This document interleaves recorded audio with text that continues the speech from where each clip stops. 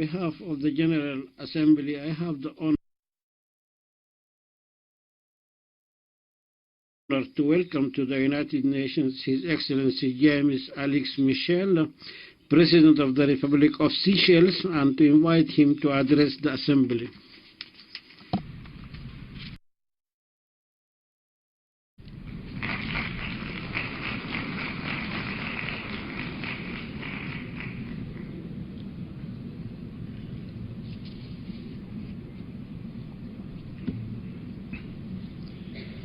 Mr. President of the United Nations General Assembly, Mr. Secretary General of the United Nations Organization, distinguished heads of state and government, delegates, ladies and gentlemen.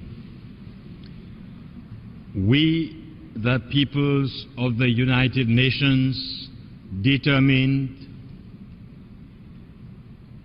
yes, bold and visionary words drafted 70 years ago, providing the United Nations with its sense of purpose and the world with a vision that continues to inspire and motivate us. I have always believed in this vision. We all do, in fact. Yet, in spite of all the good intentions and the inspiration, we continue to draw from the Charter. Something seems to be sorely lacking, and that is determination. And President Likatoff's urging for a new commitment to action more than confirms this. His experience affords him the privilege of speaking his mind, and so does mine. Look around us. Look around the world. A world lacking in determination. A world torn apart by vicious wars and conflicts. A world where poverty, hunger, famine, and epidemics continue to grow unabated, where inequality, injustice, and disparity are on the rise, a world where environmental degradation and despoliation go unchecked, a world, our world, menaced by climate change. Is this the legacy we want to leave to our children? No, my friends, it cannot be so. We must hear the cries of the children who are hungry, who are in distress. We must hear the cries of despair of islanders affected by the effects of climate change. We must feel the pain of women struggling to keep their children alive. We must stop spending money to destroy lives. Instead, we must act together, not only to keep alive those struggling to survive, but to give meaning to their lives. We have therefore a duty and an obligation to change the world we live in, to make it a better place for the present generation and for future generations. We can make it happen if we set our minds to it, if we who are in privileged positions to lead our peoples accept our responsibilities, if we cast aside indecisiveness, if we look beyond the narrow pursuit of ideological and national interest. We can make it happen if we adopt not half-heartedly but resolutely so the principles of justice and fairness. Let's start with the United Nations itself. Its lofty ideals are as relevant today as when it was founded. However, its structures of governance, in particular the Security Council, are not. In today's world, It represents a fundamentally undemocratic and unrepresentative institution. The same is applicable to the international organizations set up in the wake of the creation of the United Nations. We have to make them relevant to the realities of the present era. Let's start. We need action, determination, and commitment to set things right and to make them all relevant to the century we live in, and to give true meaning to all inclusive and participatory democracy. We also need resolute action for the spirit and essence of sustainable development to be truly embraced globally. Many challenges still remain, especially for small island developing states. We are the sentinels of nature and the guardians of the oceans. But the actions or inaction, as the case may be, of others, threaten our livelihood and our very existence. As Pope Francis has just highlighted, we must break the present growth model and give primacy to the protection of nature over consumerism, thereby minimizing the effects of climate change. Climate change is not of the making of the small island developing states, yet we bear the full brunt of it. That is why we shall never cease to raise the issue in every forum, including this one, because we are the conscience of the world. Mr. President, you have set the tone for a new commitment to action and, I dare say, to determination in your acceptance speech. The two are indivisible. They form the appropriate backdrop to the 2030 Agenda for Sustainable Development. The 2030 Agenda sets realistic goals, targets, and a time frame for the creation of a better world, leaving no one behind. It is an all-inclusive agenda which makes it abundantly clear that there can be no sustainable development without peace, and no peace without sustainable development. Sustainability has always been and will continue to be at the heart of the development efforts of Seychelles. Together with our fellow small island developing states, we have been actively engaged in this discourse to ensure that our concerns and needs are adequately addressed.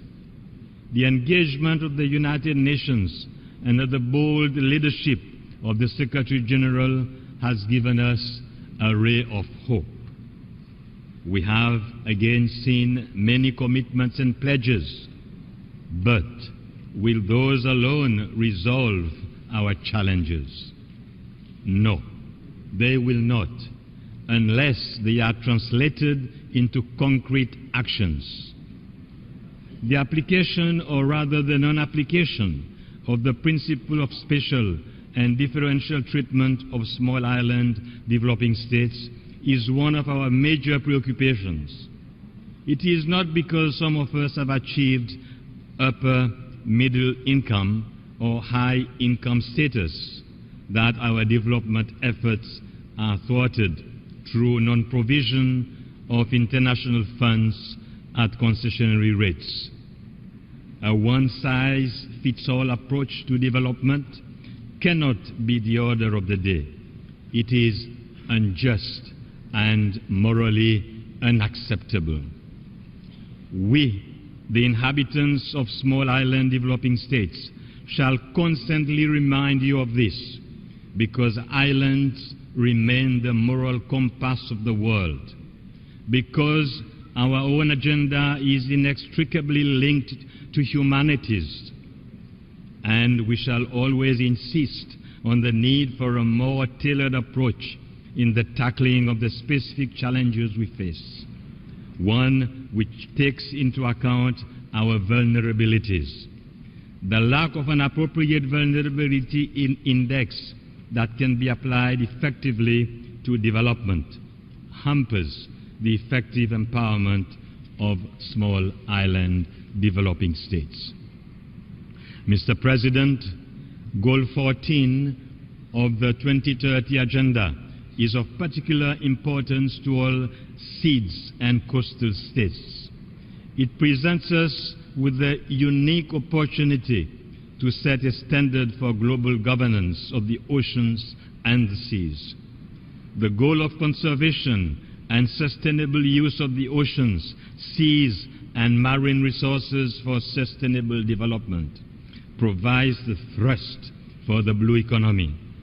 This concept has been adopted by many small island developing states as a mechanism to realize sustainable growth based around an ocean economy and an ocean governance. The Barbados Program of Action, the Mauritius Strategy, and the Samoa Pathway are the key to this. For oceanic nations, the sea is our lifeblood, and the blue economy is the catalyst upon which we can learn to thrive.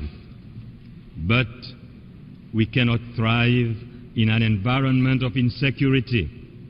Maritime security is of the utmost importance to the vast majority of SEEDs and to coastal states. In our part of the world, though piracy is on the wane, we must remain vigilant. However, we have demonstrated in the case of piracy, global alliances have made a difference in providing security where there was none. In this regard, I would like to express my gratitude to the United Nations and other international partners for all the support in our fight against piracy in the Indian Ocean.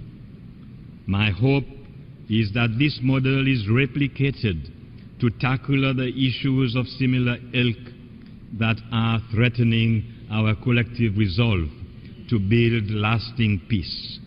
The likes of terrorist organizations pose threats with lasting repercussions reverberating across borders. The growing refugee crisis reminds us that we should all shoulder the burden of fighting the ideologies of hate and embrace bonds of fraternity and solidarity. Mr. President, looking at Paris, let us use the little time that is left to build further momentum and support in order to reach an ambitious and universal agreement to combat climate change. Paris is not just another international negotiation.